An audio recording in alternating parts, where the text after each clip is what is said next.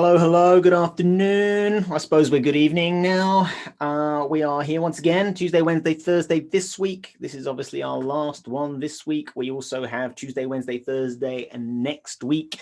Today I'm going to be doing some mastering of exam skills, a bit of a mix match of the stuff we've learned so far, a few extra little just tidbits of information from me. And gleaning some of the insight that I have from, I literally don't know how many past papers I have done. Thousands, without a doubt, thousands. So the years of tutoring where I was doing like past papers with students. I obviously film all the past papers now, so I have like more exam experience than anyone you're likely to have access to easily. So you want to get the most of my brain as much as possible. I will be reading the chat on YouTube until we start in about 6 minutes. We will then, I'm going to then basically have the chat open for our Zoom room. And if you do want to join the Zoom room, MS, then I'll do a quick screen share. You can, if you are new to us, you're welcome to try our free trial. Those of you, I'm just going to arranging my windows here. I have quite the selection of things going on. Yeah, I mean, obviously joining our courses gives you a whole bunch of benefits as well as the live classes. Normally we do one a week, an hour in AS and an hour in A level. Actually, I do a third, and I do this kind of stuff. These exam skills is the middle of my AS and A level sandwich. Okay, well, in which case, where are we over here? That's like that. Okay, so I'll just do from the link in the description, it'll take you to the biology page. So from here, you can just join through, choose whichever subject combination is right for you. Obviously, if you're doing biology, chemistry, and maths, you may as well give them all a go. If you just want biology for your exam board, then give that a go. Take this button here, and it will take you all the way through to, where's it giving you? Zoom is sometimes great, sometimes not great, because I have multiple Chrome windows open, and it's not letting me access some of them. Okay, let's try that again, shall we? Yeah, once you sign into the free trial, you'll end up on a page which is exactly here. So I'd recommend thoroughly watching these quick videos here. It's going to give you the headline facts as how to find the live classes, for example, how to use the template notes, how to get all the basic information you need to get TT working for you super effectively and super efficiently. And we see most students improve 1, 2, 3 grades really quite quickly. There's lots of other good stuff in here. If you're looking specifically for where to join the live classes, you'll see that over here. I put a little lesson in yesterday because some students were finding it a little bit tricky to find. Okay. So what have we got? I'm going to move things around just a little bit. Hello to everyone in the Zoom room. Hi, Alex. Alex, that question you've asked me about, the analyzing that Excel style of question, I have not forgotten you. Right now I'm being bombarded with questions, which is fantastic. I want to give it some thought, and I want to do like an exam piece on it. I might get to it next week on one of those live classes. If not, then I promise you I will get back to you before too long. It won't be that long. It's just I've not forgotten you. It's just it's a great question, and I just need to think about it. It's probably one of those ones I'm going to have to sit down for like half an hour with a coffee and think through the technique and then record a video. So it's coming. It's just on the back burner. Quick question at the end of year biology assessment is only on module 2 and 3. I'm taking that for OCR. Yes.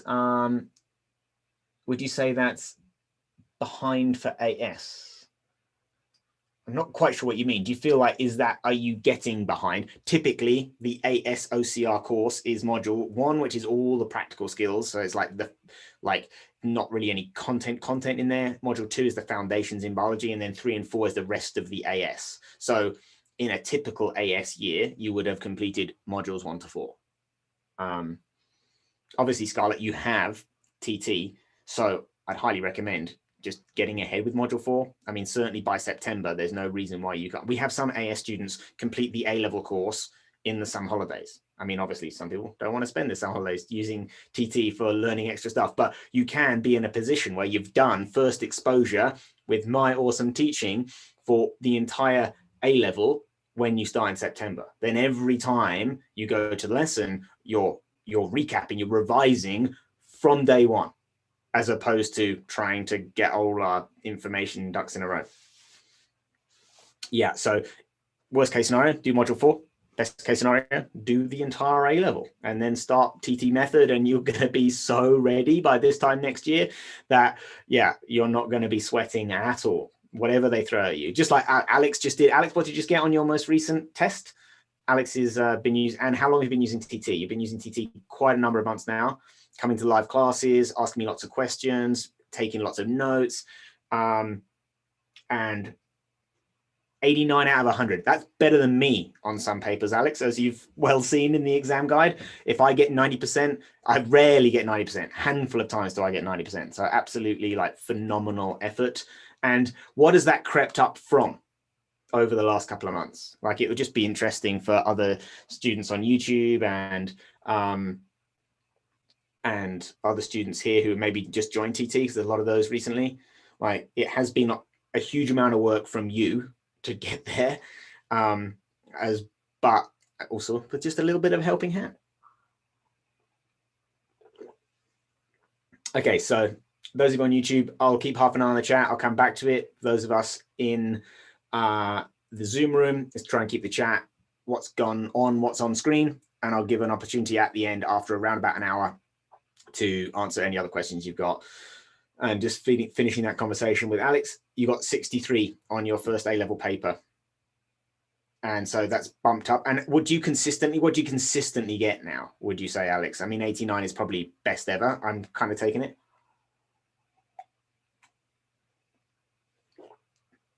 $70 to $80. And Alex, I'd be interested. So is it Baha or Baja has just asked, what do you do? I think I know the answer to that, but Alex can give you TT method, follow my advice. What I was going to say rather cheekily is like, do what I say, and that's how you're going to get there. But it's not free. You can't just like that.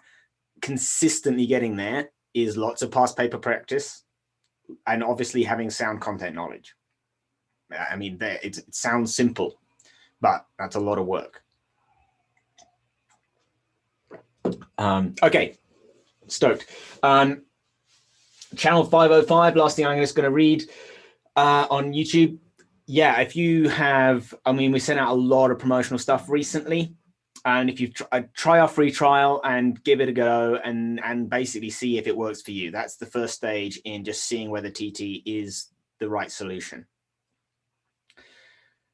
Okay, let's begin. Scarlett, let's come round to revision and preparation for the exam when we get to the end, because it's now 1 minute past. We have such little time in these sessions for me to impart all my pearls of wisdom, my golden truth nuggets, as I used yesterday. All right, okay, I'm going to say this presentation is not as tidy up with as some of the others have been.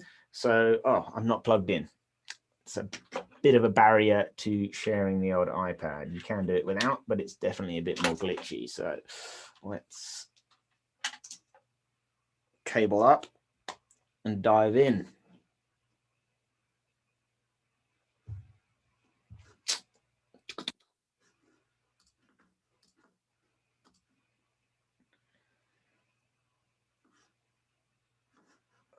Okay, Zoom, do your thing. Move my desktops around for me. Pause my screen sharing. All right, so exam skills. What do I mean by exam skills? Well, this was a bit of a catch-all because I didn't have a title for it. We looked at answering technique and question analysis, two major fields of, people often just say exam technique. Exam technique is many techniques, and it comes with practice. These are some of the things I'm going to be covering today. Math skills. I'm not probably going to go into too many individual math skills, but it is 10% of every paper. It is less than 10% of the spec. In fact, that's on my next slide. Maths and stats, once you've mastered it, they're safe marks. They are easy things to do. I know how many A-level biology students struggle with comprehending, understanding, getting their head around the maths and the stats. But when you get there, like if I said, when some of the simple ones, let's say a percentage, calculate this percentage, and then we can go percentage change, which is a bit of an addition onto the percentage question. But like some of those basic math skills which you are comfortable doing, it's a skill, it's not knowledge. There's no mystery so much in the question. Once you get practiced with them, you can be confident with them, and then you can walk out of the exam with, I probably get like 99% on the math skills questions because I've done them all lots of times and I know what they're doing. Occasionally you trip up, you make a mistake, you make an FFS, something like that. But compared to my normal average of 85%, I'm using my math skills to bump up my grade. They're not dragging me down. So that's one thing that students are often not very aware of.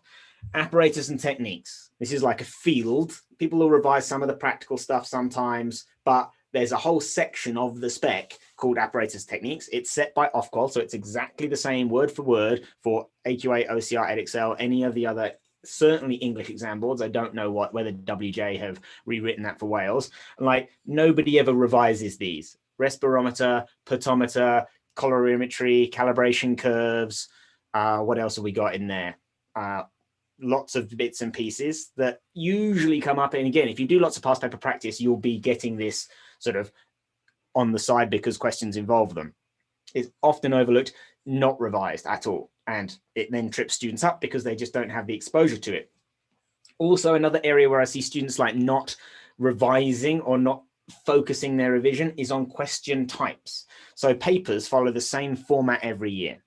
So whether that's the multiple choice section at the beginning of some of the OCR papers, whether that's the long data 15-mark question, which is the penultimate question in A-level paper 3 for AQA. Everyone always spends a lot of time worrying about the essay question. The final marker is 25 marks, but the question before that is worth 15 marks. And I've never had a student ask me how to prepare for that 15-mark question ever.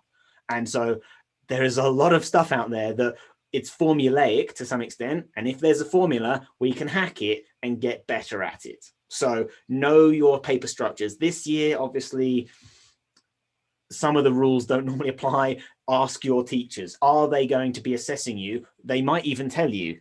If you say, which apparatus and techniques questions do I need to know? Or have we covered? So which ones, are there any that I don't need to revise? Or will you tell me, are we doing colorimetry? Or will you tell me, are we using a respirometer in those questions? Like they might tell you. Probably they won't, but they might.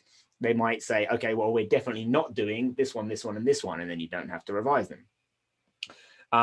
Same with question types. You can ask, are they giving you a full past paper?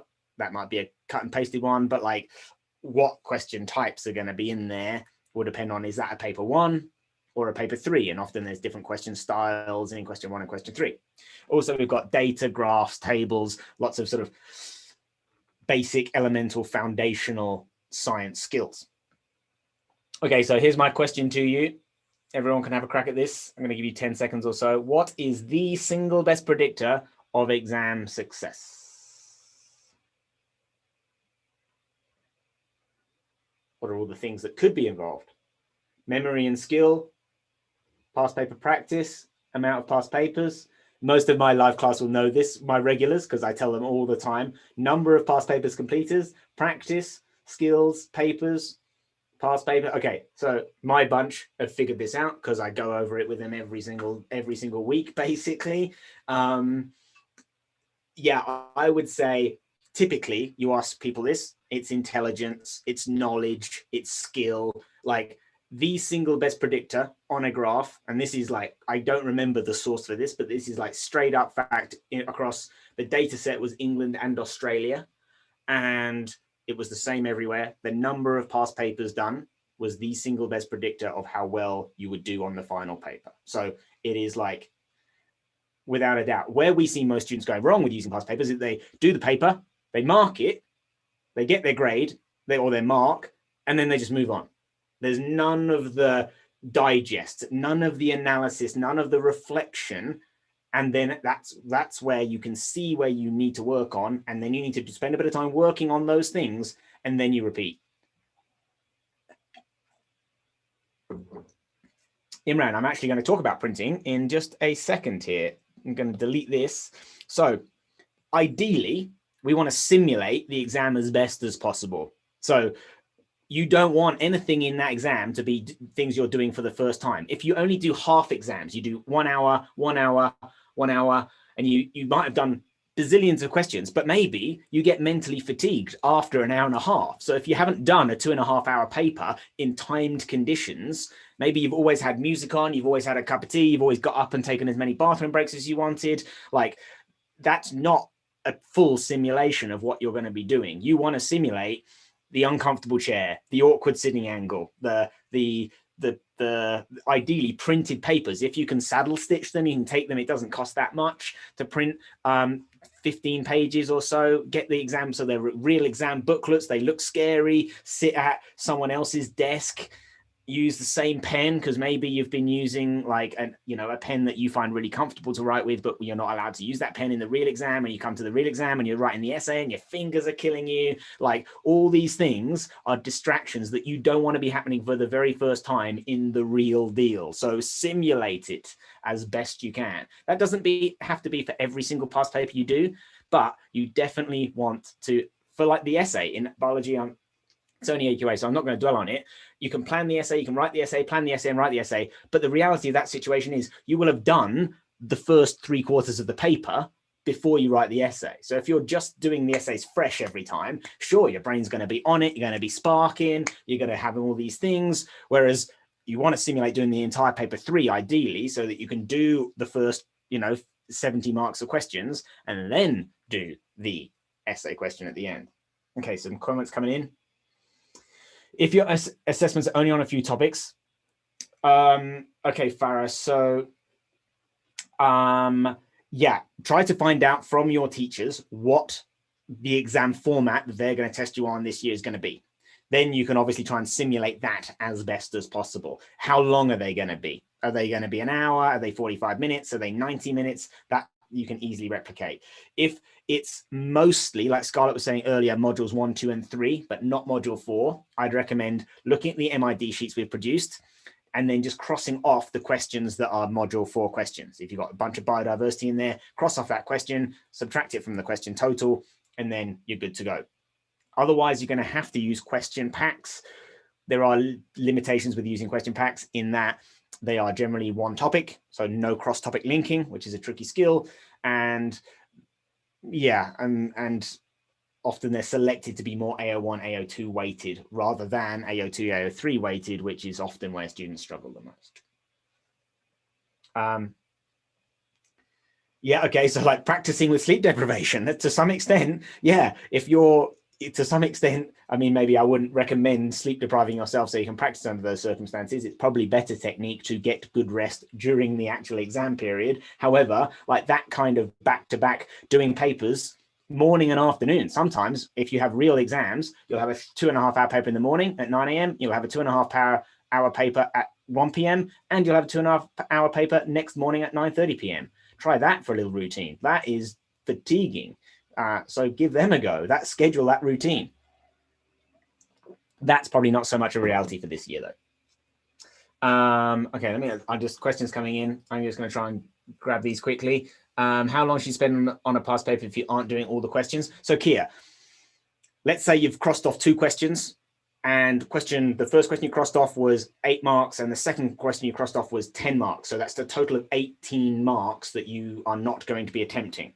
So you then take, let's say the paper was out of 100 and that you had 100 minutes. I am simplifying here. So therefore you have exactly 1 minute per mark. You have subtracted 18 marks. You subtract 18 minutes from the paper. Obviously, you can work that. If I gave you a biology question that said, how many minutes per mark are there? The paper is 90 minutes and there's 186 marks. You obviously you could do the equation to find out how many minutes you get per mark, multiply that by how many marks you have removed from the paper, and then you can find your total time available for the questions available. Does that all make sense?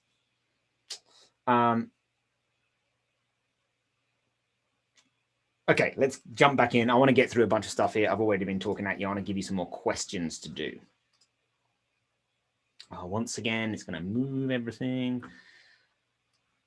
Okay, let's have a crack at this. Okay, This was just stream of consciousness stuff. You might want to just come back to the recording. I'm not going to dwell on this, but you might just, and if you've got any other suggestions for codes, decoding the question stem. So the plants were grown in a greenhouse. The experiment happened in a lab.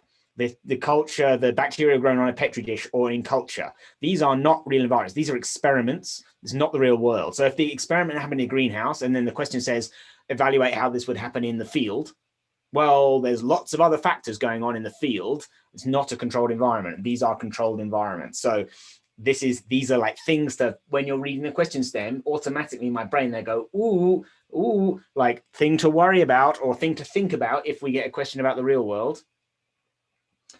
Farming, industry, anything where there's a commercial application, money is important. To a farmer, it matters whether the efficiency of the energy transfer through the ecosystem is high or low, because that is their bottom line. Whereas if it's research or pure science experiment, we're less concerned about money on the whole, or so the papers say.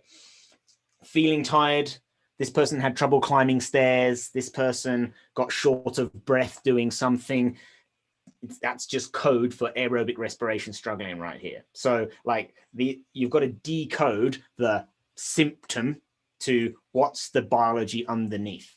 Same with photosynthesis questions. You get, this happened in the day. Well, that's code. There's daylight, and the temperatures are usually a bit warmer. They don't actually go into that very often. Nighttime. Well, obviously it's dark. Cloudier, that means that there's a decrease in light intensity. So we're decoding these mystery questions or mystery words. Yesterday we looked at evaluate the effectiveness of the drugs. The graph gave us tumor size. So a decrease in tumor size is what they were calling as effectiveness of the drug. So we need to make that connection in our brain, decoding the question. It's another classic. The experiment was done on mice. Drug X was given to this mice. It showed this result. Highly significant. Wonderful. Evaluate the effect on humans. They're mammals. They're a good analog, but we don't know. Simply, we haven't tested it on humans. We cannot, as scientists, state with any validity that it's going to do anything particularly in humans. We can do another test, but or the test was done on these fish in these two fish species. Evaluate the effect of this fishing method on all fish in the ocean. Well, we've only got data on 2 species. What about the ones that are so small they swim through the nets? Probably no effect. What about the giant ones that live on the bottom? We just don't know. We only know about the things we've tested. So opening our horizons to, we can't just draw conclusions about every species ever based upon an experiment on one species. Just another little thing here. If a student is running the practical, it is fair game to assume they may have made some mistakes in their method, or that their method isn't that valid. And so in evaluate questions of student practicals, we can say, maybe this was not so good. If it was a scientist, a researcher, a professional, then generally we assume that the method is okay. If you do get evaluate the method and there's a gaping hole, there's no danger in saying, well, they could have done this differently or better. It's not usually on the mark scheme, just FYI.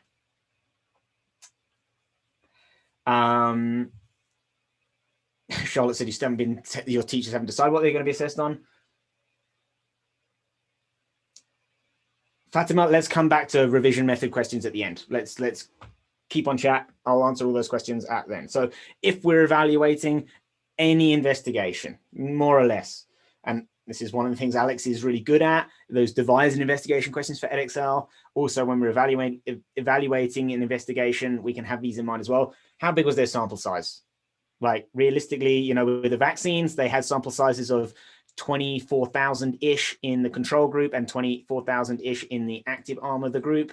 And like now we're rolling out to millions of people. Were the control groups big enough? Even with, and that's a giant sample size, right? But even so, most school experiments, you're doing, what is your sample size? Tens. It's like probably not that valid. So again, this is what I was talking about. Was the experiment done on mice? What's the impact on humans or other species? We can't be conclusive. Control conditions versus the real world. They were grown in the greenhouse. We don't know what's going to happen with the interaction with other animals, other biotic and abiotic impacts. Did they do a stats test? Have they calculated the standard deviations? If not, these are things we can criticize an evaluation or an investigation for doing. Correlation and causation. Have we ascertained a causal link, or can we just say that the data are correlated, but correlation may not mean causation, could be caused by another factor, such as, give an example. Does any data go against the general trend? If the conclusion is X causes Y, maybe we agree with that. But if there's one data point that doesn't agree with that, we can say not all of the data follows this trend, such as this data, and then give your points. And how long was the study done? The study was done for 20 weeks, assess the impact of the drug on the humans. Well, we don't know what happens in 20 years. Maybe they'll get heart attacks. We don't know. So again, we can judge the Petri dish of what we have tested. Any extrapolation outside of the data that we have is a guess. Might be a good guess, but it's a guess. And therefore, we can use that when we're evaluating it. And these are mostly all in our for and against. These are nearly all are against, because we can say, well, if they've not done this, then we can basically go through this list and see if any of them apply and just be like, oh yeah, I've got 4 of those. It was a small sample size. They did the experiment in the greenhouse. We don't know what the impact will be in the real world. They haven't done a stats test, and we have a piece of data that actually doesn't agree with that trend. So maybe it's not true. Done. That's 4, probably 4 out of 4. And we haven't even looked at the study. It doesn't matter what the study is. We're just like, it's a lens to look at every question and be like, oh, these are things I can pick holes in your study for. Okay, so does OCR require you to specifically evaluate or just comment on experiments? The OCR twist on this will be the validity of, which is basically this: how valid is the data? How valid is the conclusion? And we can obviously, again, pick holes in why we don't think it's valid quite simply with that. So yeah, you evaluate, again, if you want to practice this, open up a bunch of past papers, digitally search them for the word evaluate. You're going to obviously get a mixture of evaluate questions, but a lot of them are going to be highly relevant here. Practice 10 of them in a row. That's where I go back here to practicing question types. If this is a sticky spot for you, open up all the past papers, or open up 5 past papers, search for evaluate, boom, do all the evaluate questions in 45 minutes that you can, then take a break, mark them in the next action hour. Okay. Maths and stats, I will stop talking at you and get you to do some questions soon, I promise. I just wanted to splurge I just sat down and wrote stuff that I think would be valuable. Everyone can get good at them with practice. It might not be natural to you, but it's a skill. It's not knowledge. It should come reasonably quickly with enough deliberate practice. It's an opportunity to improve your grade rather to have them drag you down. Again, what would be the keyword you search if you want to practice all the maths questions on a paper?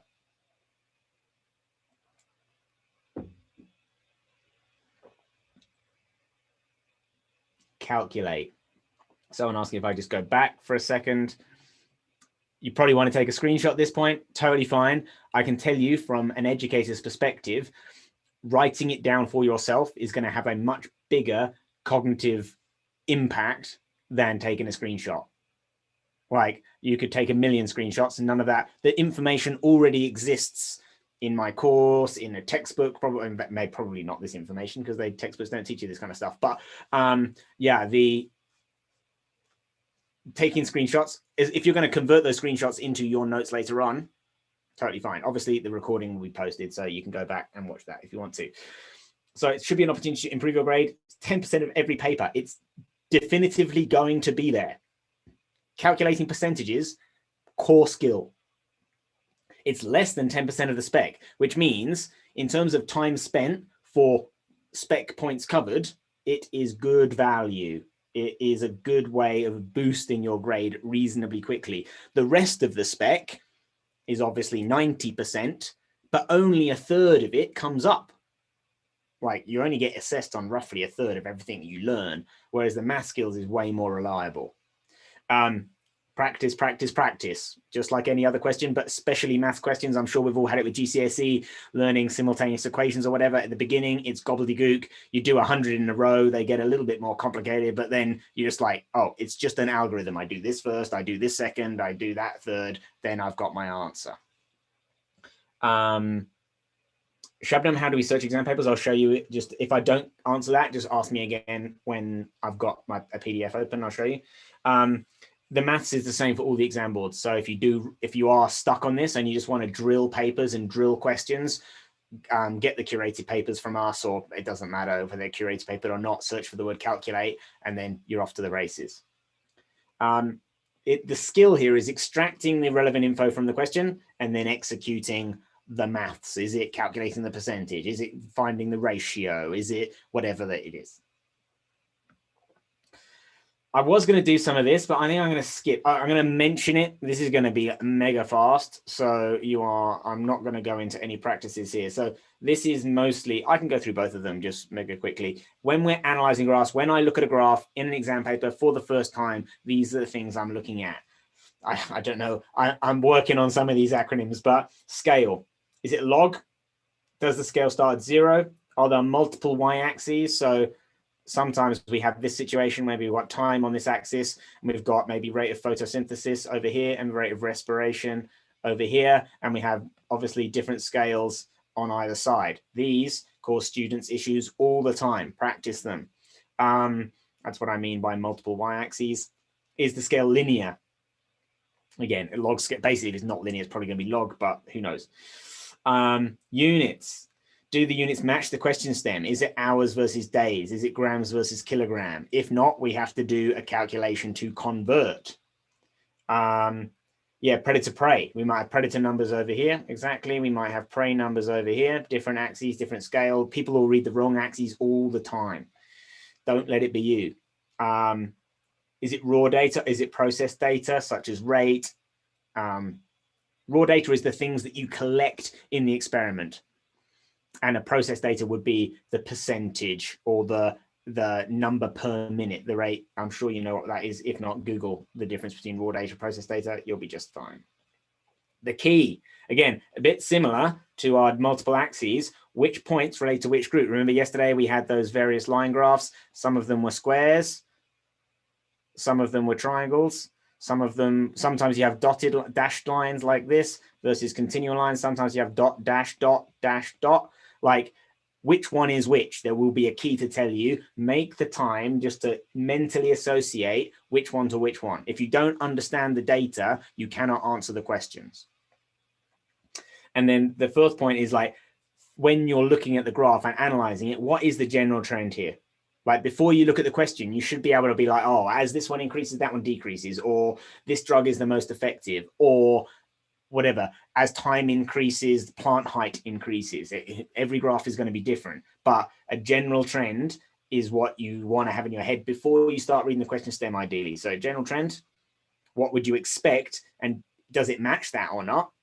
Sometimes there's something weird going on. And then see if the standard deviations overlap, if we have standard deviation bars on our data points.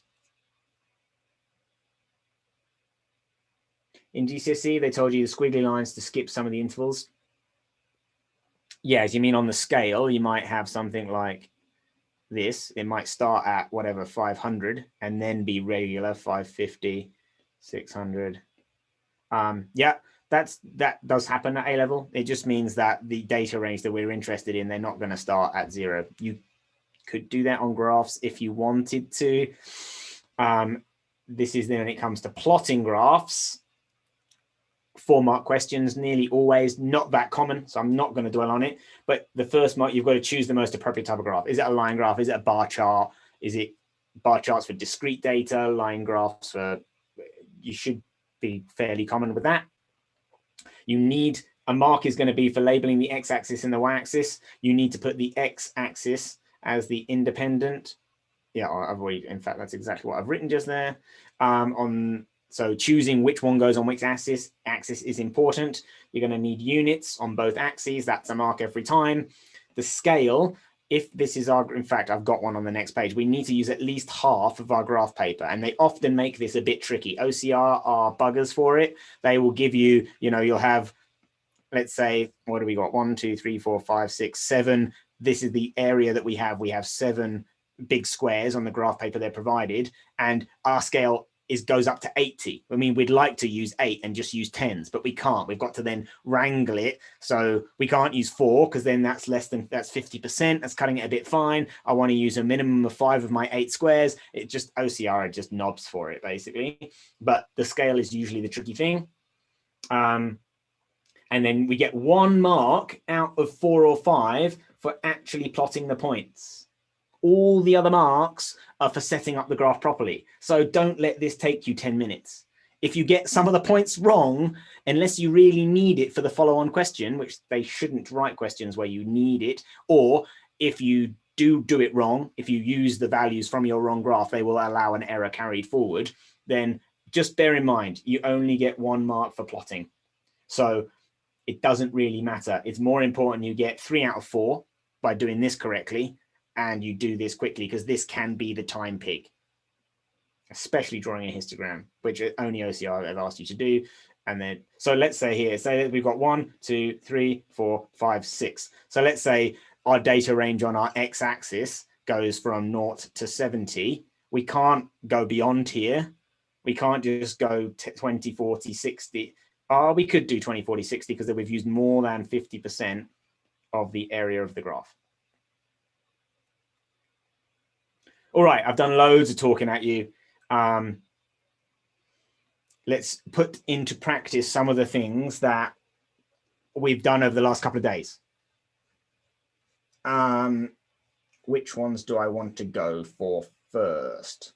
Okay, well, in fact, let's jump in. Suggest and explain. So a bit of an odd combo here for our command word. We have 2 marks. We had a similar question about the lungs yesterday, that the cell surface membrane okay, so here we've got cells lining the uterus may be adapted for rapid transport of nutrients. Well,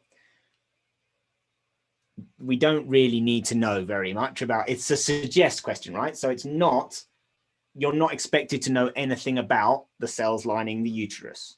It's what is it similar to? Well, they've told us here. So what's a cell that's adapted to have rapid transport of nutrients? Okay, Jasmine has jumped in with the answer to the question, not the answer to my question, which is what? Yeah, intestines, ileum. I would say ideally the epithelial cells in the intestines. Anywhere that you've got rapid exchange taking place. So we've got, basically it's a movement across membranes question. So we are looking at both diffusion and facilitated diffusion. Oh, if I could write, and active transport. Basically it's transport across membranes, right? I think that's probably the easiest way of summarizing it. I'd say the actual topic of the question, let's go through it. I want to model. For me, the actual topic here is a blending of 2. It is cell adaptations. Really, it's transport across membranes, but it's also a bit of membranes. Like what? Yeah, I pretty much in my course, this is all in the transport across membranes section. So I'm going to go transport across membranes because a little bit of diffusion is in there as well. So whenever we're talking about diffusion, what are the 3 factors involved? And I'm not going to count temperature. This is just another little bit of the exam technique here. We always have surface area, concentration gradient, and diffusion distance. We don't normally talk about temperature because most organisms control their temperature. Yes, if you increase the temperature, particles move more quickly, diffusion happens more quickly. However, it's never a mark unless the question stem makes it kind of obvious. These are the 3 things that we want to maximize. So surface area. What have we got? We've got a folded villi or microvilli. Concentration gradient. Well, how can we maximize? We've got high to low. But we can make this even lower by transporting, let's say we're moving something in here. We can then actively pump it out over here if we wanted to, and then we're creating or maintaining a low concentration so that we're using ATP at this end, but diffusion is taking place over here. These are all just theoretical links to this. Diffusion distance, we want one cell thick, thinnest membrane possible. So any diffusion question is going to have these things underlying it. And obviously here, we want to do things by facilitated diffusion, which what adaptations does a cell membrane need if it's going to do facilitated diffusion or active transport? Transport proteins, so carrier proteins and ion channels, channel proteins. If it's going to do active transport, what does it need? Okay, we can't say channel proteins for active transport. It's carrier proteins only, even if it's a small charged ion like sodium. So that's just a little tiny little bit. And we need ATP, which means we also need, Kia, mitochondria. So these are all adaptations that, but here, can we talk about mitochondria for this question? No, it's cell membrane only. So we say more carrier proteins for active transport and facilitated diffusion. You say more channel proteins for facilitated diffusion if we want to just chuck that in there as an extra key term. We've got folded membrane to increase the surface area. I mean, it's probably not that relevant, but you could, if we were, I mean, we're only 2 marks here. We've gone way beyond the detail we need. But does that break down the question? Lucy saying you don't know whether you'd say transport proteins, carrier proteins, or channel proteins. I would always go with the most specific answer that you can, that you are confident with. So in that case, I would name carrier proteins for facilitated diffusion and active transport, and channel proteins for facilitated diffusion. Potentially some co-transport, but we don't know. This is a suggest. So I think they should accept some co-transport questions, but we'd be clutching at straws a little bit with that. If you're really stuck and you've got nothing else, it seems relevant, go for it. Are there more transport proteins if it has a size surface area? Yeah, absolutely. There's more total number. Well, we can talk about 2 things when we're looking at that. We can look at if this is a section of the membrane, there's the density of the proteins in the membrane. And obviously, if it's folded, then it just creates more space for transport proteins. So the total number of proteins and the density. But I mean, we can check the mark scheme in a minute, but I mean, it's not. In fact, what I'm going to do is I'm just going to double this up.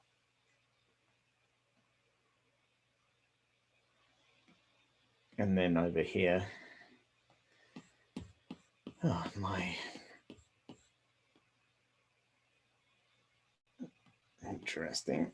Let's get rid of my scribbles. Okay, so what do we got? Membrane folded, increase the surface area.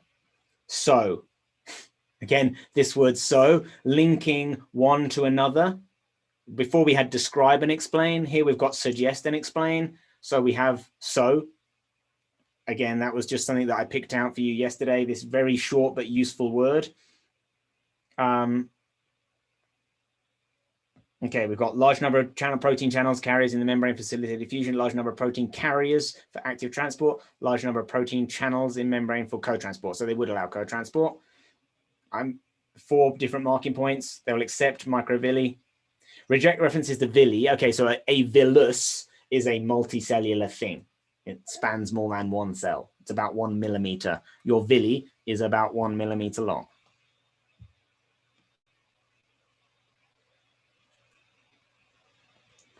Yusuf, you don't know, it's a suggest question, so it's a guess. You are saying a cell that's adapted for rapid transport, what is similar to that is a cell that It's a guess.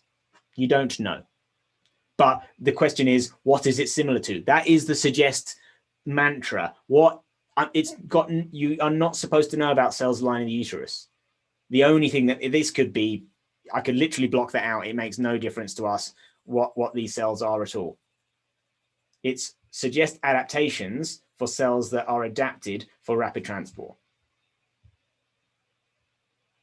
You could say microvilli, but not villi, because we're talking about the cell surface membrane. The cell surface membrane of a cell is folded. But if I said basically a villus is made of lots of cells with the microvilli on the end here, and forgive my absolutely shocking diagram, but a villus is multiple cells and therefore multiple, it's not an adaptation of the membrane.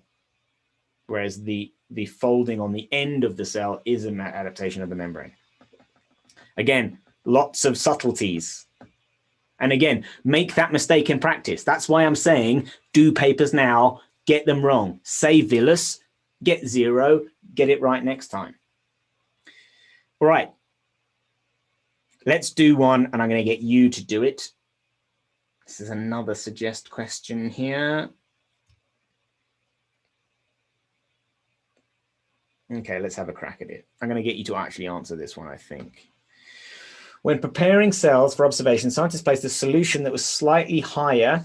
We end up with all sorts of weird terminology here. So water potential. In fact, I'm going to skip this question. Forget that. Edexcel don't technically have to know water potentials, and I might confuse some people. Okay, sodium ions from salt, sodium chloride, are absorbed by the cells lining the gut. Some of these cells have membranes with a carrier protein called NHE3. It's a carrier protein. The name is not important. The carrier protein actively transports one sodium ion into the cell in exchange for one proton out of the cell. Again, we can use our little tool here. We can have our cell membrane. We can do a little sketch. We can do sodium ion coming in. We can do, that looks like an arrow. It's not supposed to be. Hydrogen ion going out. Okay, that's what's going on here. And we've got ATP because it's active. A little sketch takes no time at all. If you struggle putting this into words, that's going to help you out. Use your knowledge of transport across membranes to suggest how it does this. Okay, so we've done our command word is suggest. Our marks is 3. What's the actual topic of the question here?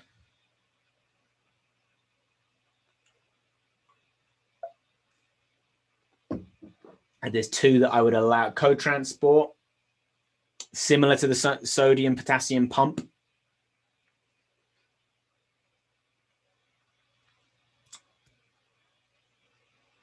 The word I'm actually going to pull a bit more focus to, we've got suggest, a how. Proteins and protein shape. Protein structure. All right, I'm not going to give you any more advice. I've done a massive lot of unlocking for this question already. I'm going to give you 2 minutes to review the key terms. What's next? I should set you up in your head, review the relevant key terms, then bullet point your answers, and then self-check. Self-check is, can you add in any more key terms that you missed off? And I'd also like you to change color and underline the bits that you think are going to get you the mark. 2 minutes starts now. Just check in with the YouTube chat just quickly.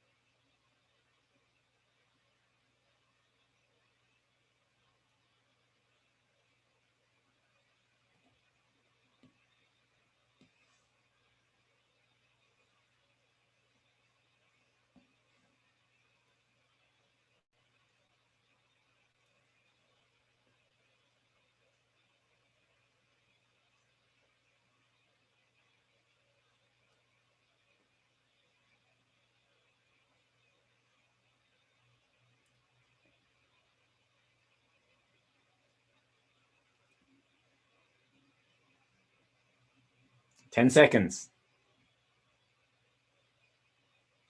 Fahad, you can't turn your mic on unless I give you permission. So no, it's not. Okay, Radar, you can shut up. All right. You may have written that on paper, so that's totally fine. Okay, so review the key terms. We can just blurt them out now. We've got co-transport, active transport, ATP, cell membrane, proton, sodium. We've got carrier protein. What else have we got here? We have tertiary structure, change in shape, move across the membrane, potentially with or against concentration gradient, all sorts of things. Okay, lots of nice answers in the chat there. I'm going to go to the mark scheme because we are already at 1/4 past. Okay, so here, what I just did was you were answering it. I went back to the question with the mark scheme and I've like linked the clues in the question stem, which is the theme that I'm trying to work on the last couple of days, to the marking point. So we've got co-transport. Well, we've got two different things. They happen. Co-transport, the specs don't go into mega detail. They can both go in the same direction. They can both go in, or in fact, that's both going in the same direction, but the other way, and they can go in opposite directions. All technically, there's symport and other things that there are terms for whether they go in the same direction, opposite direction. You don't need to know them. If there's two molecules moving by a protein at the same time, it's co-transport. That's enough. So co-transport, because one sodium and one proton. Actively transports. Bing, bing, bing. Wait, I'm going to put it on my list.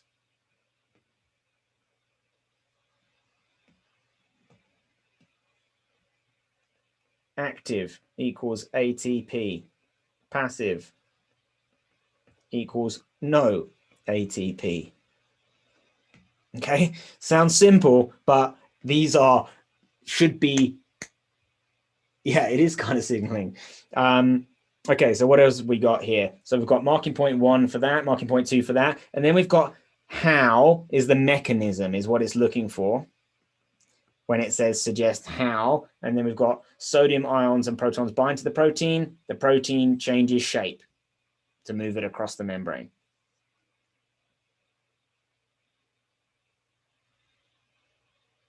Seems simple now? These suggest questions, I'm just trying to give you some, like, what is it similar to examples? Okay, let's have another go. I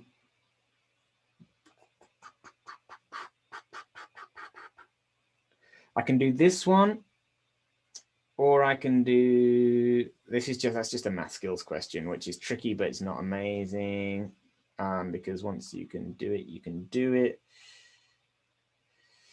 No, okay, let's try this guy.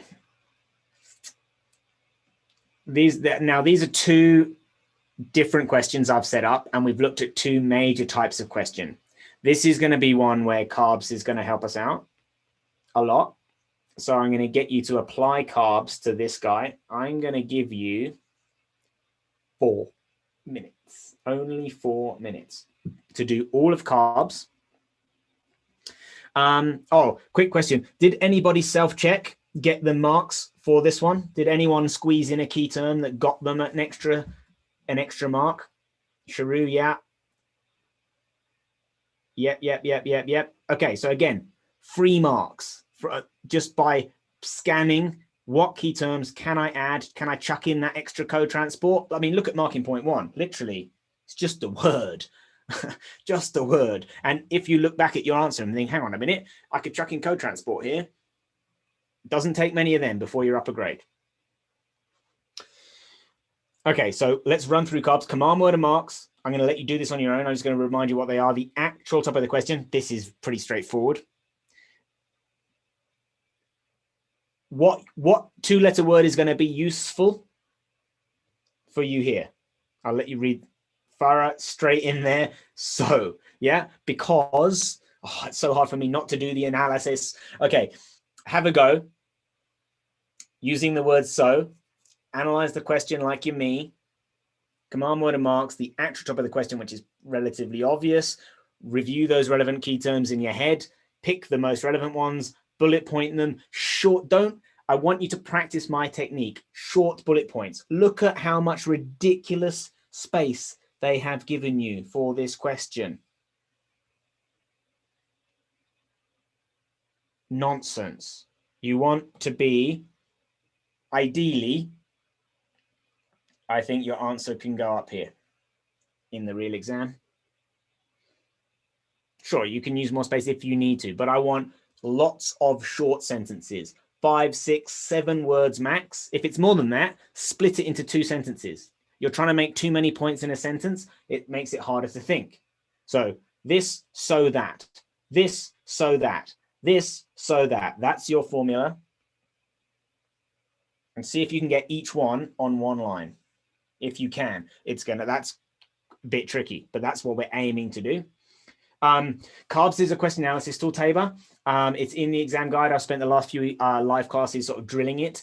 And so for you, don't worry, just answer the question and then we'll do some feedback at the end. All right, your 4 minutes starts now.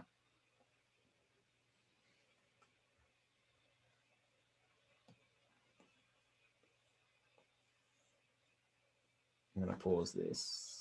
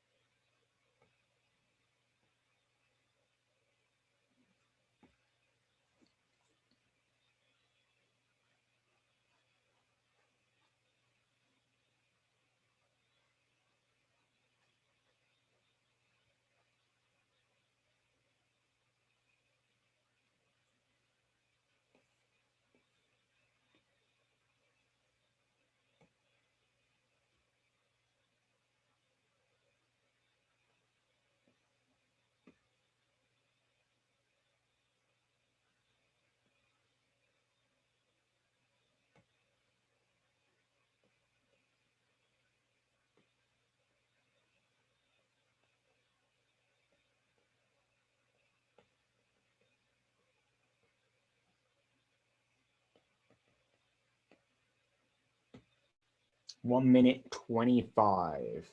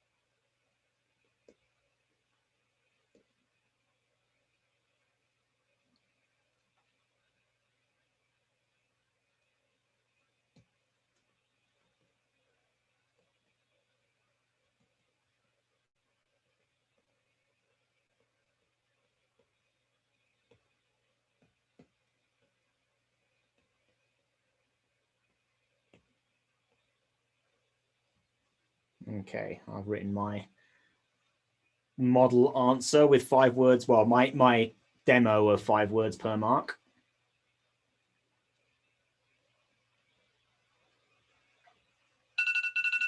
That's our 4 minutes.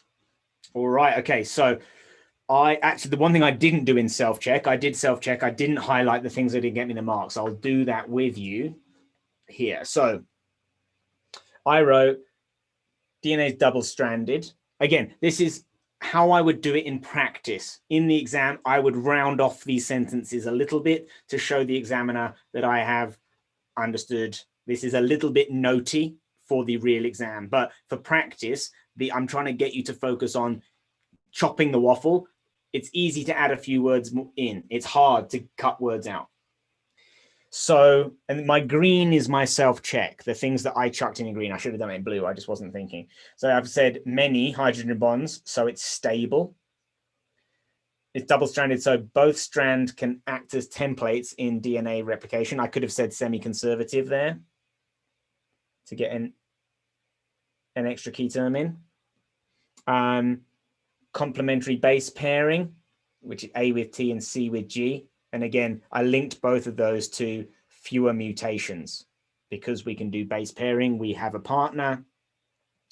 I've said here, I put tightly coiled, so compact. I added in helical as an extra double helix. I said, in fact, I didn't say double helix, so I said double stranded. So helical might get me a mark there. Many bases, so it stores lots of genetic info. It's long, in other words. Hydrogen bonds are weak, so they're easily separated, then added in the enzyme DNA helicase, which is going to do the separating. So let's anti-parallel. Oh, what's the benefit? Well, let's check the mark scheme because that's a tricky-ish question to answer. Can I move? Oh, it's actually going to do it. Move the things I want to move. Okay, so what have we got here in red? Sugar phosphate backbone. We've got double-stranded or double helix. So provides strength or stability, protects the bases, protects the hydrogen bonds. I've put stable, double-stranded, and many hydrogen bonds. So marking point 1. Long, large molecule can store lots of information. Large molecule. I put many bases. Do I have... It says references to histones are neutral because it's about the DNA. Technically, the histones are outside of the DNA, which is why we're not allowed to do that over here. Except can store small amount of space for compact. So that's for marking point 3. I'm gonna give myself no mark for this one, just because what I'm gonna do in green is add in long or large molecule. So stores lots of information. So I didn't get marking point 2. Helix or coiled, so compact. Coiled, so compact, gives me marking point 3. Base sequence allows the information to be stored. Oh, I didn't say that the base sequence, which is triplets, code for amino acids, code for, I suppose we could say codons and amino acids.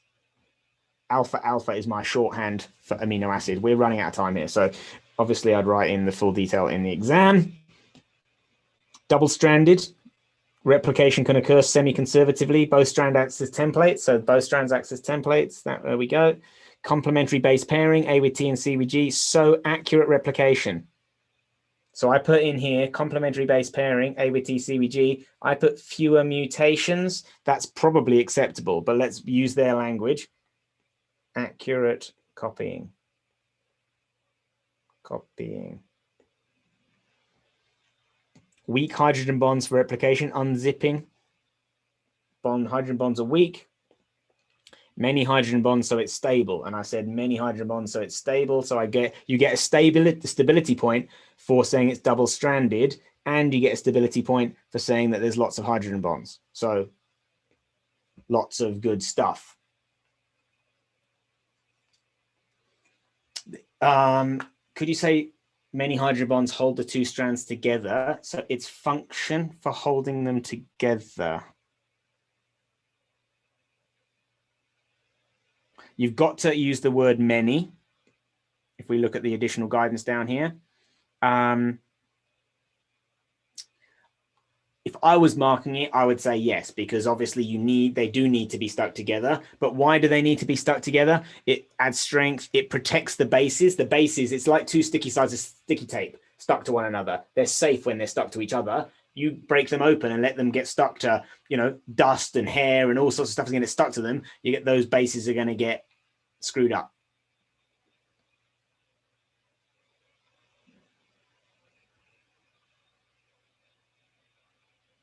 All right. And then this one is the other type of question that I sort of looked at yesterday. What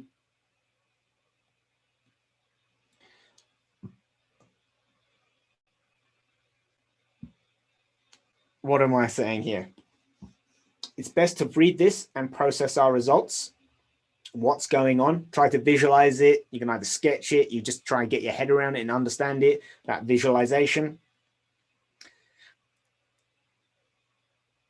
This is another example where they're just giving you acres of space, and that doesn't matter because it's 4 marks and that's the only thing that counts. So what are we doing with questions like this where we're evaluating the use of the thing as a herbicide on wheat crop that contained wild oats as a weed? Okay, so use all the information provided. That's what we're doing. Which bits that I've talked about today are going to be relevant here? What's some of the decoding?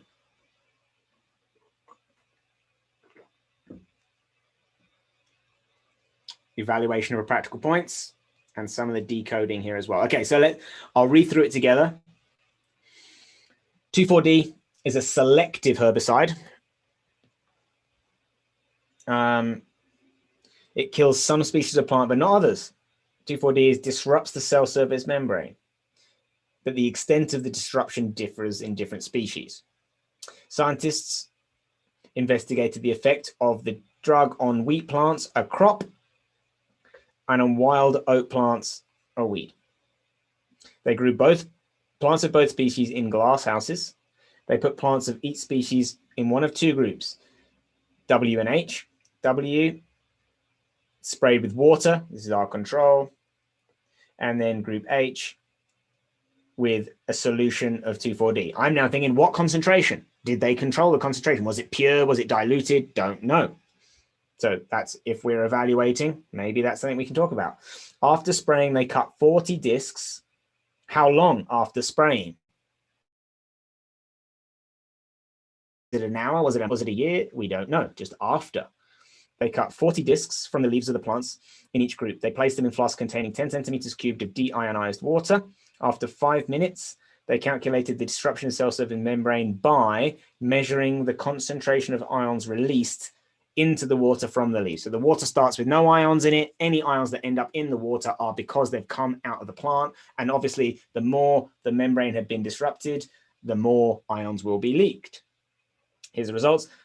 This I'm going to come back to in a minute, but the lowest significant difference is the smallest difference between 2 means that would be significant at p equals 0.05. That's a very good question, Sharu. Does membrane disruption lead to death? Okay, so we're nearly there before we can start answering the question. We've got the treatment. Well, they've actually given us the names here. Often we'll have to take that and they'll only give you the group. And so we have to do this process ourselves of figuring out which treatment was which, but they've done it for us, so we know. And we've got the different plants, and we've got water treatment and the 2,4-D treatment. So this lowest significant difference, I'm sure statisticians are going to hate me for doing this, but I'm going to visually demonstrate this. So we've got the lowest difference between the 2 values that would be considered significant. Well, you're probably used to having values on a graph. And for this data point here with our standard deviation. So if that's one group, and this is our other group, we're kind of familiar with saying that, well, if these don't overlap, the standard deviations don't overlap, then there's a gap between them. Therefore, they are different. We know that the mean is here, but really the mean sort of could be anywhere in here because the mean is simplifying a lot of data. And in our standard distribution, that we actually would have a standard distribution of data that looks around about the mean would look a bit, Shocking. Something like that. And for this mean, and have something like that. And obviously our standard deviations or something like that. So if they don't overlap, we can be confident they're different. Well, what this lowest significant difference is, let's take off some of those sketchings, is like basically, and this is not statistically true, but it's a way of visualizing it, is that what is the minimum gap that we can have between here? In fact, it's not true. It's not between those ranges. It's the minimum gap between the means. What's the minimum gap that these need to be apart for this, for the data to still be significantly different from one another? So it's another way of visualizing. It's a very similar thing to saying, do the standard deviation bars overlap? But it's just, you don't know, the standard deviation bars might be of different sizes. Does that make sense? Is that the lowest significant difference? Is what's the smallest the difference can be between these two means in order for us to consider them significantly different at the p equals 0.05 confidence interval?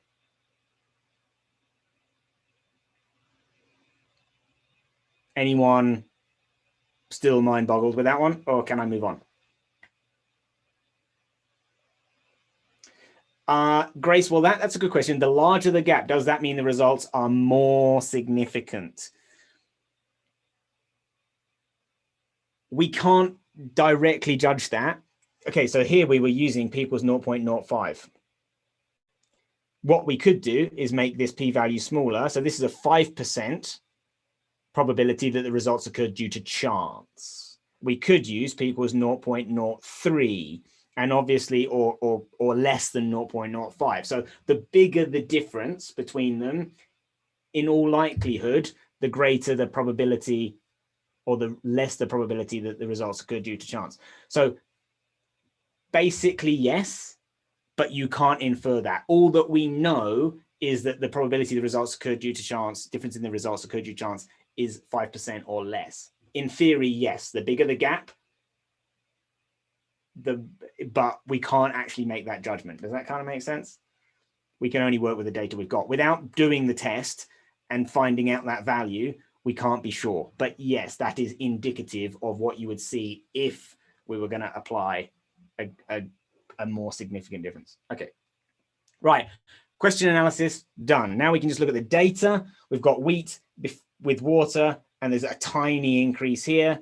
In order for that difference to be significant at p equals 0.95, the difference here would have to be 7. But we've got a difference of 1. So what does that mean? Is the difference for wheat significant or not? And then for wild oats, we go from 45, we go to 70. If that gap is more than 10, then we can say that the difference is significant as p equals 0.05. So we have a yes for here and a no for here. Now we are evaluating the use of 2,4-D as a herbicide on wheat crop, or for wheat crop that contains wild oats as a weed.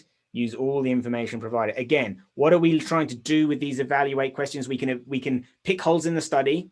And the question we did yesterday on Taxol and the other OGF drug, what are we looking for? What's good exam technique for answering technique here? We're doing reasons for, I suppose, and we're doing reasons against.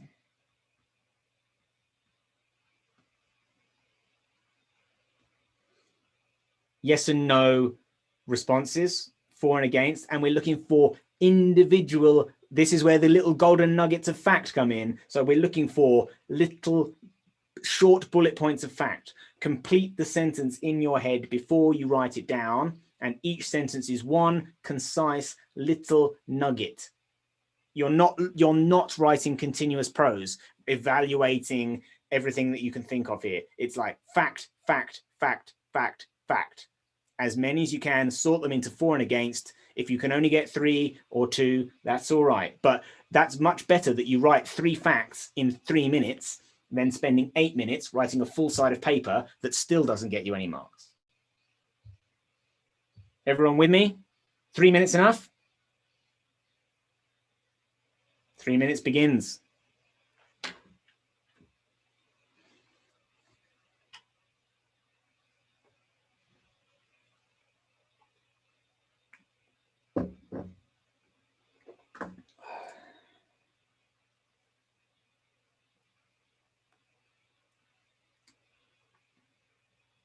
Mohammed on YouTube, I'm not sure what you said when you said this topic isn't on your exam. If you're talking about this question, this is evaluator practical, suitable for everyone. And the previous question was on DNA, which is also for everyone.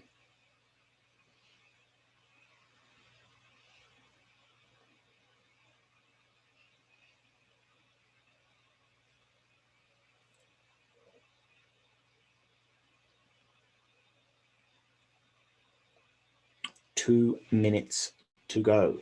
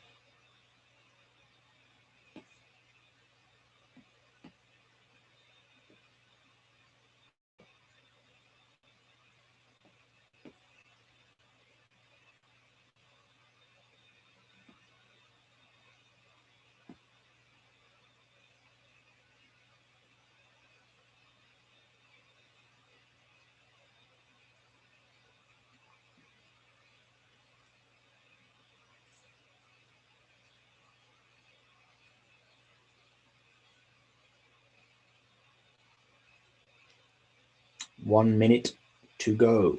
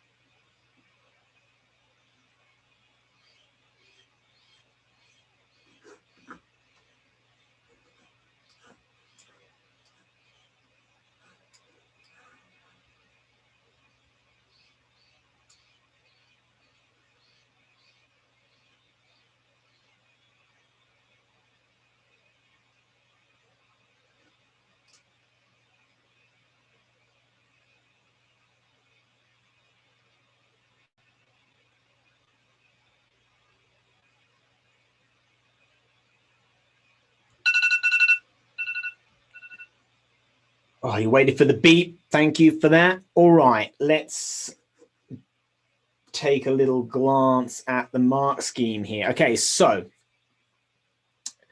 in fact, I'm going to just stop share just for a second here. I just want to check in about, I did a lot of work breaking down the question there. Most of that is question analysis, and then a little bit of it is exam technique. I don't know the question I'm trying to ask here. Basically, how much of what I did in breaking down the question for you do you think you can do on your own with some practice? I mean, you might not be where I'm at immediately. But do you think it's achievable to get there, or do you feel that it's just about 3/4, most of it? Okay, good. That's why I wanted to that it is achievable. I really do believe for all of you, it does take practice. Some of you will take more practice than others. Some of you are going to just be better readers and process written information better than others. But okay, so again, we want to try to get to the point. And in practice, it's okay.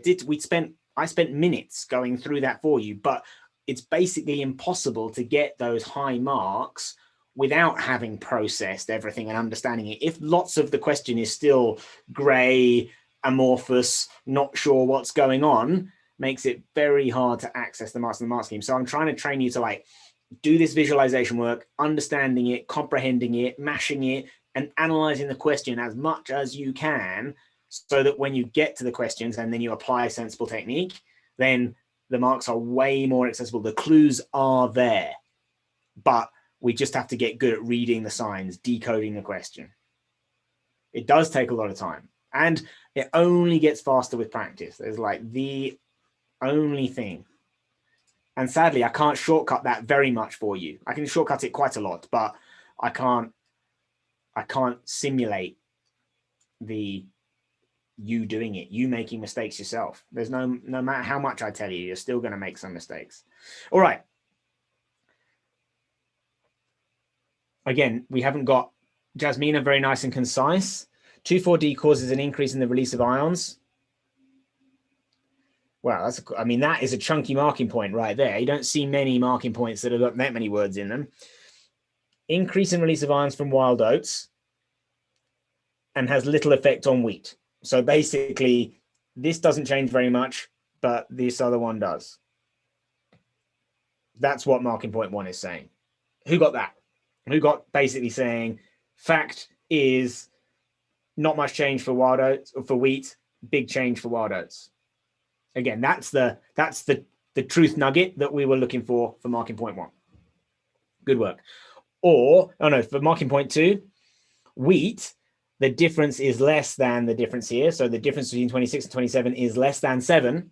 So the difference underlined, you must say, just saying the data is significant, the results are significant, the investigation is significant, nil point every single time. Don't do it. If you're saying the word significant, you must include the word difference. They just come hand in hand. They should be together in sentences 100% of the time.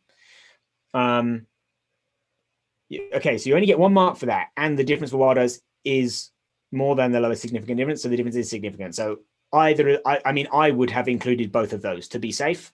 You only get 1 mark for it. Loss of ions likely to lead to death, or disruption of cell membranes likely to lead to death. That's a guess here. Marking point 4 is the complete opposite. No evidence that plants die because of their loss of ions. So we can evaluate questions. We have the for and we have the against. We can have a foot in both camps. We are evaluating. We can say, it's not good to be leaking ions out of your cell membranes and cell walls. Could well cause death. However, what do we know? We only know what we've got. We know that ions leak, but that is as far as we can go. So 3 and 4, it's okay to have these opposites. And there's no evidence of any other ecological impact. We have done a stats test. What else could we say here? We don't know the sample sizes, I think is totally fair. I also think there's lots of things that missing from their evaluation here, that we've got this as a herbicide in a crop, and this happened in a glass house. It definitely should be a marking point on there for what happens if, well, I guess the ecological impact is what happens when birds eat the crops that have got 2,4-D on them. We don't know. Maybe it kills them. Maybe it damages their eggs. Maybe they get mutations. There should be one for saying that, what if the rain washes it all off? Maybe it's ineffective in the rain. So we don't know. In a greenhouse, we control the rain. In the real world, we don't. So that's basically saying that we don't know in the real world what impact this will have. What happens if 2,4-D is lethal to children? Do you want to use that on your crops? Probably not. What if it kills every insect in the field and no pollination takes place? So that's what we don't know. Releasing something that we've used in the lab into the wild, we need to do checks to see we've tested it on 2 species here of plant, no species of animal, no species of other plant. We don't know what it does in the water. We don't know how long maybe it breaks down instantly in the environment. Maybe it lasts for decades. Maybe it evaporates and goes into the atmosphere and causes greenhouse as a greenhouse gas. So we don't know. But basically, this is roughly the point when they're linking to greenhouses, although I don't think they've done a good job of it on the mark scheme.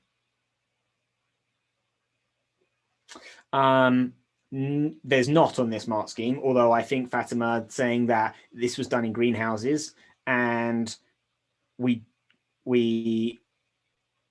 don't know.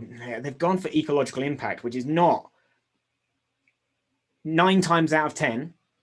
I mean, the exam boards are inconsistent here. I look at this from an analytical point of view, and I look at evaluate the practical question ever from all the exam boards, and there's lots of themes, but there is no, like, usually saying that this was done in a controlled environment. and that what actually happens in the real world might be influenced by the rain or by the temperature or some other external biotic or abiotic factor should be a mark. It's a valid evaluation, but they've not given it to us. And we just have to go with as many relevant points as you can. I wouldn't recommend just stopping at 4 because you've got 4. If you've got another one in your head, put it on the page.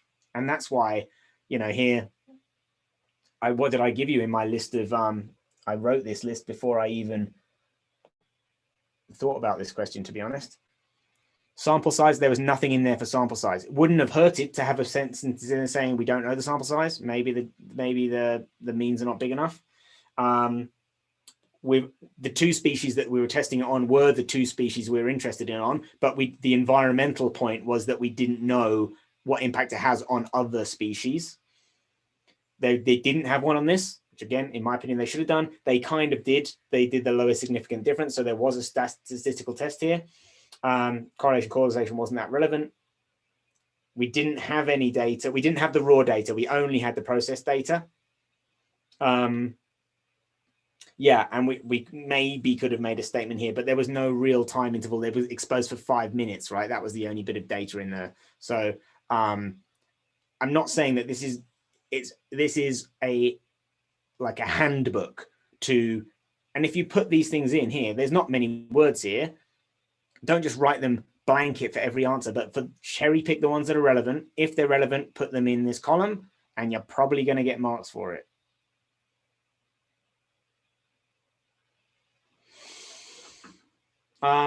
Who was it that asked me about searching for a command word in a paper? I've just got an old spec paper open here. Let me find, I'm actually on the wrong page of it. Okay, so Control F or Command F, or it depends on your PDF viewer or browser. This is PDF we have here. So if we search for calq, you could be calculate, but calq is probably fine. Well, you'll need a calculator, and you can just keep calculate this, calculate that, calculate this, calculate that. And if we want suggest, where's the next suggest question on the paper? What does this suggest? What does that suggest? So we just Command F or Control F, or using the little magnifying glass icon is a pretty simple way of finding questions and practicing those questions by type.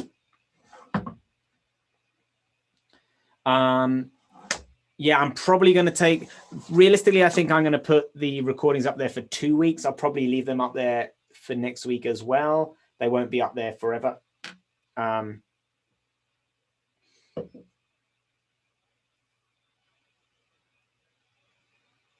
Shabnam. I'm gonna, okay, so in the exam guide, maybe I can show you a little tool for that. I will have to open one of my exam guides.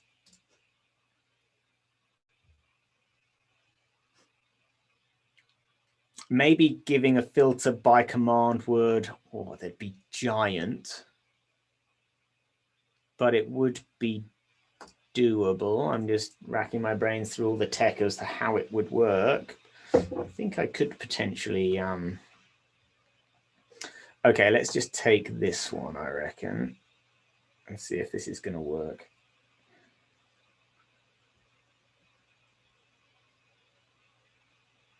Interesting. Why are you showing me only AS paper 1?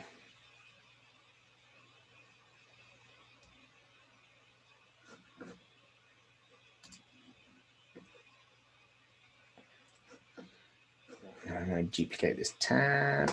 Okay, so if I just share this screen, it's actually this tab that I want. So this is, I'm looking at the past papers by paper. Some of the command words on here, we have put in here a suggest. So again, you could do a command F and here and just do a suggest. And you can, it will, some of those we've highlighted. We could definitely highlight more of the command words if that's something you'd find useful. What I was going to show you in this tab over here is the questions by type. So I could expand some of this. I mean, obviously, describe, there's got some of the common ones are going to be huge amounts of questions. Well, let's go back over here. Sorry. Oh. And you'd have a very long list, but it's doable. I'm going to do some more work refining those questions, building out all the different types of questions that like gather up evaluation or practical questions. I've still got a long list of things on my work list to do before I get there.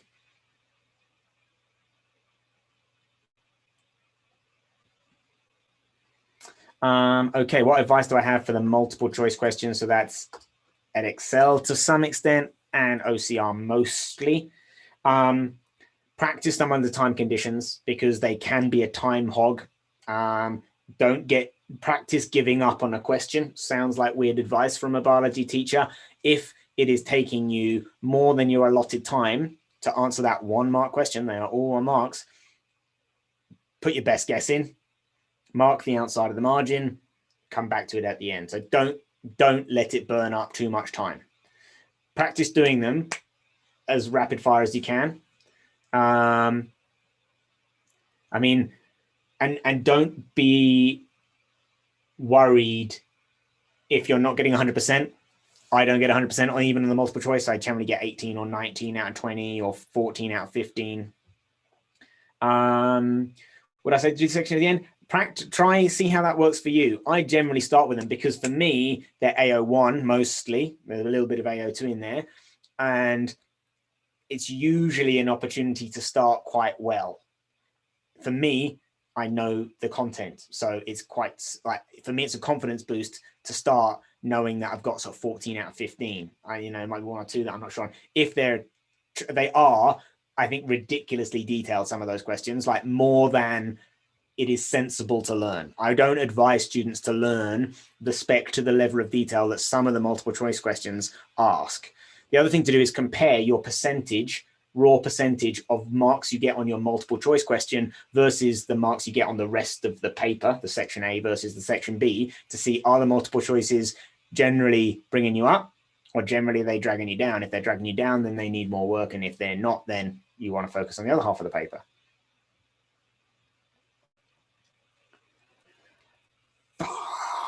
I can find the answer to the evaluate question. It's an AQA 2017. I think it's A-level paper 1, question 6, but that is from my memory. And as good as my memory is, it might not be perfect. I'll confirm that in just a second. I don't really know what next week's lives are going to be about. What I think I'm going to do, in fact, I can canvas you right now. What I think I'm going to do is pick example questions that exemplify everything I've done this week. I'll get you very much more to start. I'm just going to give you the question. Then I'll do the debrief afterwards to see if that helps you get your head around some of the ways. So I'll get you to analyze it. Basically, I'll just give the question, say, go for it, time conditions. Then I'll analyze, and then we'll go straight to the mark scheme. So I won't do the answer unless you want me to model a couple of answers, in which case I can do. But I want to give you opportunities to practice these core skills that I've been teaching you the last couple of weeks. Was I right? I wonder how many people in the country could tell you exactly which year paper the question was. That shows you how much of a sad geek I am when it comes to A-level biology past papers.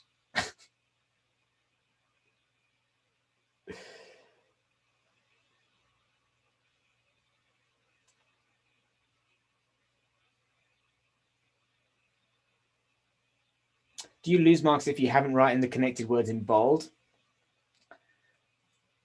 Yeah, essentially, if it's underlined, then it's mandatory. If that's a key term, or if the connecting words are only going to be their linking structure to the function, suggest and explain. So those, when you've got 2 elements that the question is looking for you to link, then there's got to be, you want to lay it out as clearly as possible. That's why the cleaner your exam answering technique is. This, so that. It's just like, that's what the examiner wants, because they can be like, yep, done. Their life is easy. If you've written a flowing passage of text that sort of jumps in and out, really hard to mark, and then also more likely to miss things. So if it's underlined, then it's a mandatory.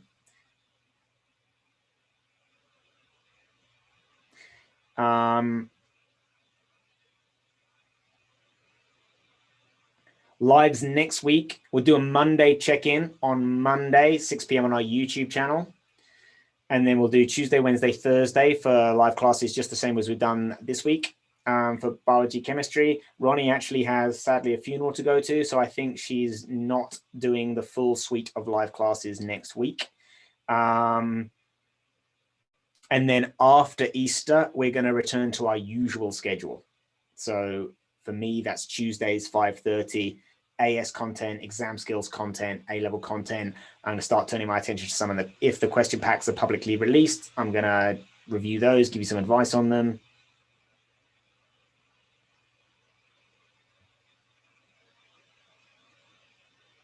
And all the live classes page will be, in fact, I can show you where to find it. Well, that's a bit crazy over there. So the live classes, interesting. Yeah, so once you're in a subject course, you can click on the lives button over here. That page will be the most up-to-date source of information for what's happening this week.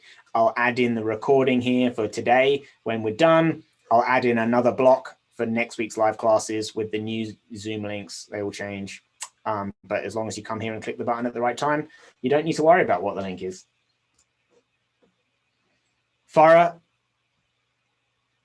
we started this with Alex saying how much he's improved. TT revision method, TT revision method, TT revision method. Past papers, mark it, analyze it, find your weaknesses, work on them.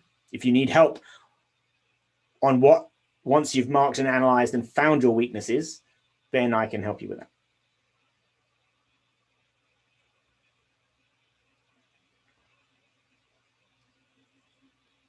How many past papers have you all done? There's an interesting question. How many past papers have you done?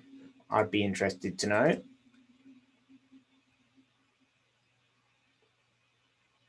All of them? None? So, and then Farah been doing questions by topic, essentially. All the AS and A levels from 15 to 18. Awesome. Okay, there is no problem.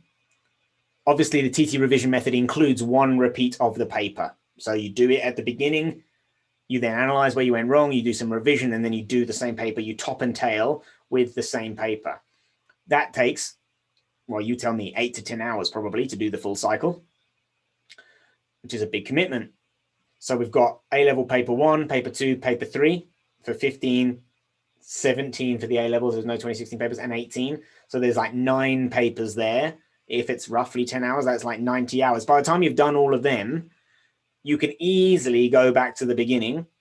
It doesn't hurt to repeat a paper with the TT revision method, as long as you've had a couple of weeks in between. And there's bound to have been a couple of weeks in between, just because you've got so many papers to choose. I mean, it's not a bottomless pit of papers, but it will have been weeks since you last did it. So repeating and reiterating. I mean, I've done thousands of papers, but how many individual papers have I done? Well, there's not that many. I have done each of the papers many times, and I still screw up here and there. I still forget little bits here and there. So repeating the papers is a really important piece of the puzzle. So don't feel like if you've done them all once with the TT revision method, that's end of the road. There's nothing else left to do until the 2019s are released. You can, and you just keep going. Farah, I suggest can you go to the forum and like the TT forum in the common room?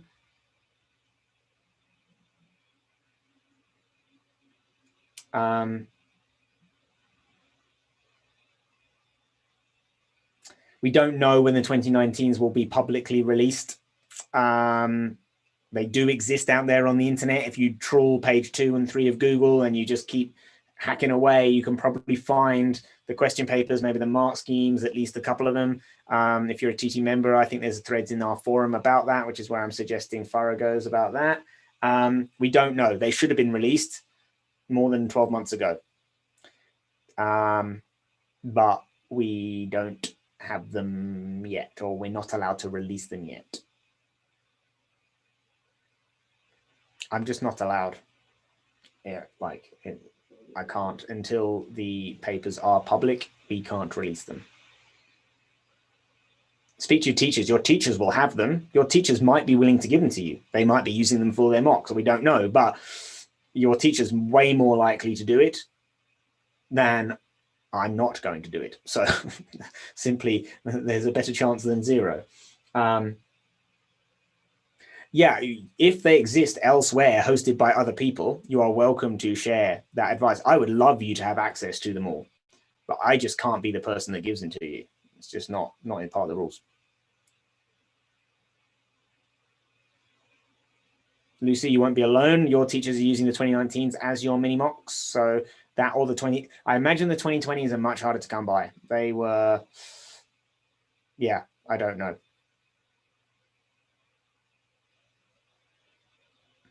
At this phase, Sophia, I would say TT revision method, revising by paper. And if you have to modify the paper a little bit by trimming out 1 or 2 questions, that's okay.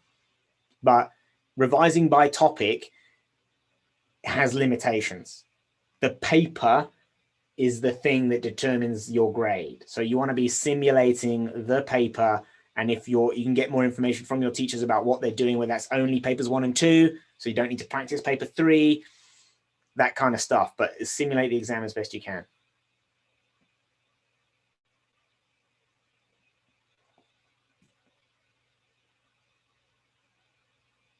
Okay, Kia, yeah, so if they've used the 2019s in the past, they're probably unlikely to do that again. Yeah, so Sophia, you've got all the AS papers, quite a lot of AS papers, 2 AS papers a year, instead of there being 3 A-level papers a year.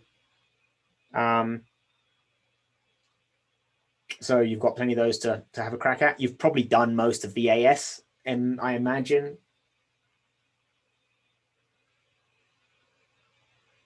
Yeah, I've always thought about entering myself for the exams every year so that I can basically memorize the questions, and then I know what they are so I can help students with them for next year, because I don't get them for ages. And the earlier I have them, the more I can feed back and like improve my course. Cycle London on YouTube saying your teachers are making up questions. Do you know if they're making them up or if they're cutting and pasting different questions from different papers over different times? So they're making the exam maybe, or are they actually physically writing the questions from scratch? Unless they are an experienced examiner, I would have grave concerns about them writing their own questions.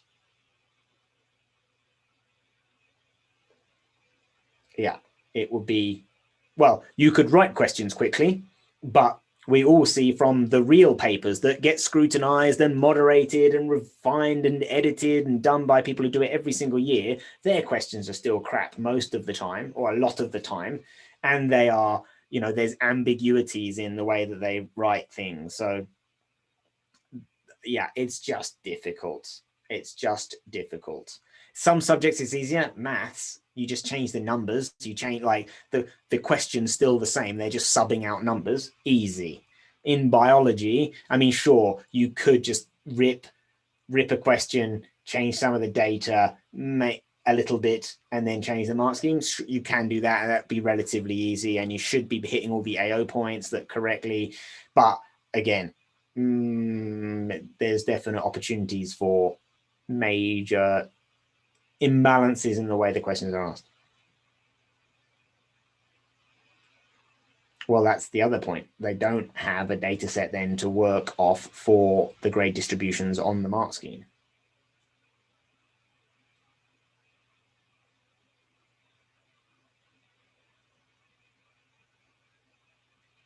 Yeah.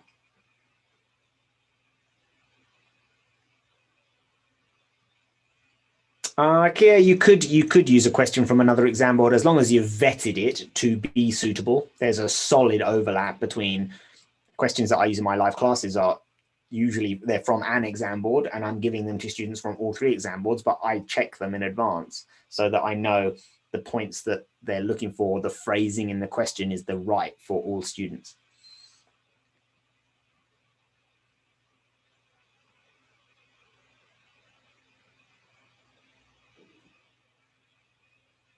All right, well, I've done over an hour now, over an hour and a half now. That's it for this week. If you are on YouTube, something I haven't said to many people before, if you give us a little thumbs up, hit that like button, it helps to boost us in the algorithm a little bit. If you also subscribe and hit the bell, we do quite a lot of live classes, and we do one regularly on a Monday, but we do quite a lot of impromptu stuff as well. So if you want to be reminded of those things, then hit that button and boost your boost your biology with a little bit of online classes. Right then, I'm going to say goodbye to YouTube just quickly. Where's my control room? My control room for YouTube is over here. See you later. If you do have any questions, obviously join our free trial through the Tailored Tutors website. You get 7 days. It's totally free. You have to use your credit card on sign up, and if you don't end your subscription within the 7 days, you will be charged. But I'm sure you're all very capable of doing that. Ask us some questions inside the course, and we'll see you right there.